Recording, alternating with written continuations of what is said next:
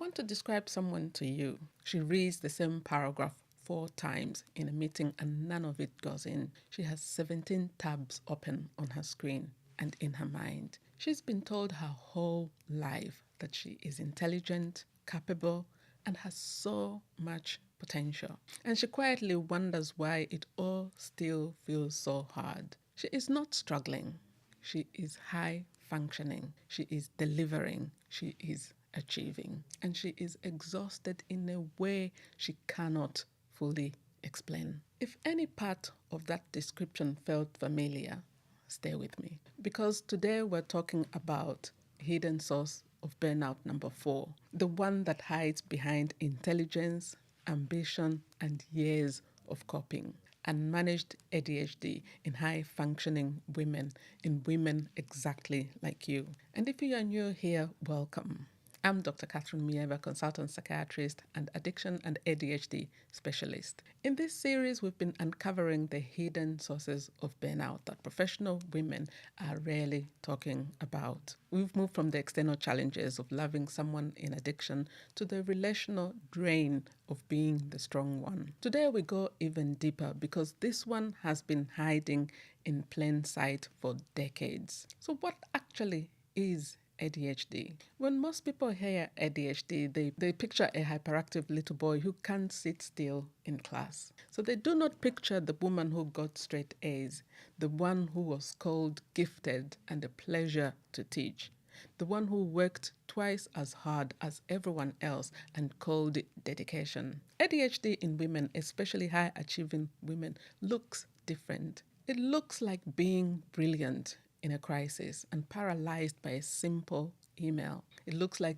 deep, extraordinary focus on things that fascinate you and a complete inability to start things that don't. It looks like arriving 20 minutes early to everything because lateness causes genuine physical anxiety. And it looks like losing your keys, your phone, your train of thought, mid-sentence, in a boardroom. It also looks like perfectionism so fierce it stops you starting anything at all. And above all, it looks like exhaustion.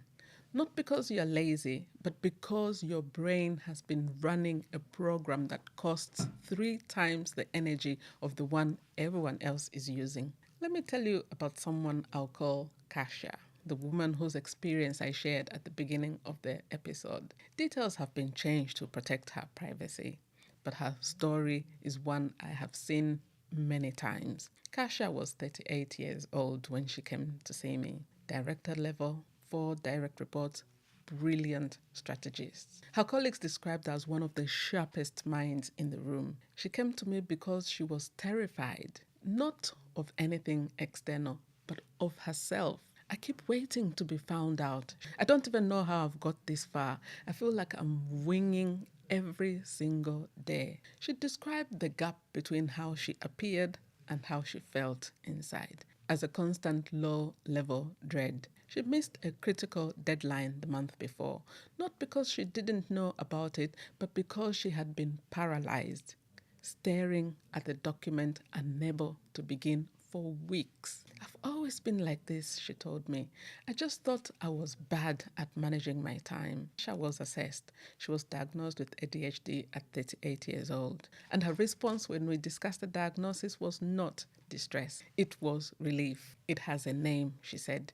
This whole thing has a name. She had spent nearly 4 decades believing the problem was her character, her discipline, her worthiness. It wasn't, it was her neurology, and that changed everything. What about you? Do you recognize any of these patterns? Not to diagnose you, that's not what we do here, but to invite you to recognize yourself if this is you. You are highly intelligent but chronically underestimate yourself.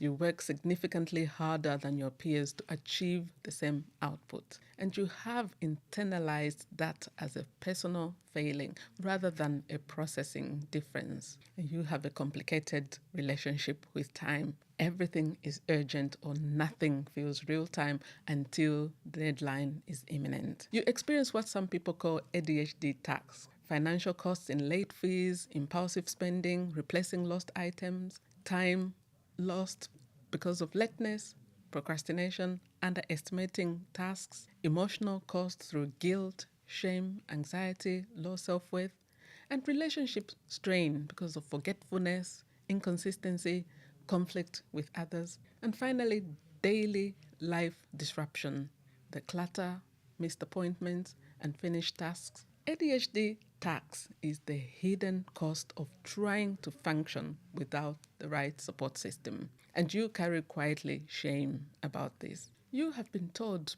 possibly your whole life, that you are not working or living to your potential. And some part of you still believes it, even now. You cycle between periods of extraordinary output and periods where you can barely function, and you have never fully understood why. And perhaps most painfully, you are exquisitely sensitive to criticism.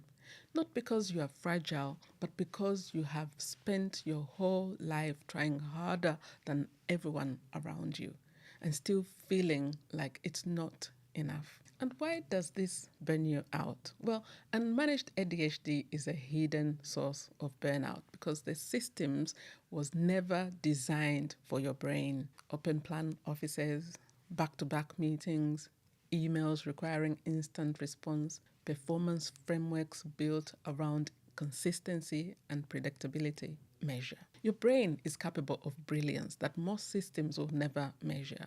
But in those systems, you have been compensating. You have been compensating every day for years and calling the exhaustion ambition. The perfectionism isn't a personality trait, it's a coping strategy. The over-preparation isn't dedication. It's the anxiety about what happens if you don't. And the procrastination isn't laziness. It's a nervous system that struggles to initiate without urgency, interest, or meaning. You are not too much, and you are not too little. You are just wired differently. And you deserve support that understands that. Now, I want you to envision something with me for a moment. What if you stopped managing your brain as if it were broken and started working with it as if it were different? What if the hyperfocus, that extraordinary ability to go deep in things, was your greatest professional asset, properly channeled? What if the sensitivity wasn't a liability, but the source of your best leadership? And what if the exhaustion you've been feeling for years wasn't a sign that you are not cut out for the life you want, but a signal that you have been doing it the hard way unnecessarily? Kasha got there. With the right support, the right strategies, the right understanding of herself, she stopped white-knuckling her way through every week and started building systems that actually worked for her brain. And this is what understanding your neurology makes possible. Not a smaller life, a better designed one. Now, if this episode has stirred something for you, I want you to take it in conversation. I have a free email community for high achieving women that is where I go deeper. And every week I share insights, tools, and honest reflections that I don't put anywhere else. Things that are relevant whether you have ADHD or not, because what we're really talking about is understanding yourself better so that you can live and lead better. And if today's episode resonated, if you found yourself nodding or thinking of someone you know, I want you to join us on that mailing list. The link is in the description. Sign up and you hear from me directly. Not a newsletter that sits in your inbox unread, a real conversation with a real community. We're in Q2 of the year, a new season, a chance to do things differently. And the first step is understanding what has actually been going on. So come and join us. The link is below. Next week, we'll be talking about hidden source number 5, spiritual drought, achieving without meaning, success without alignment, the quiet numbness that settles when you've ticked every box and still feel like something is missing. That one is close to my heart, and I think it will be close to yours too. Subscribe so you don't miss an episode. I'm Dr. Catherine Muyeba. You are not broken. You are not behind. You are ready to understand yourself fully and build a life that is actually designed for you. I'll see you next week.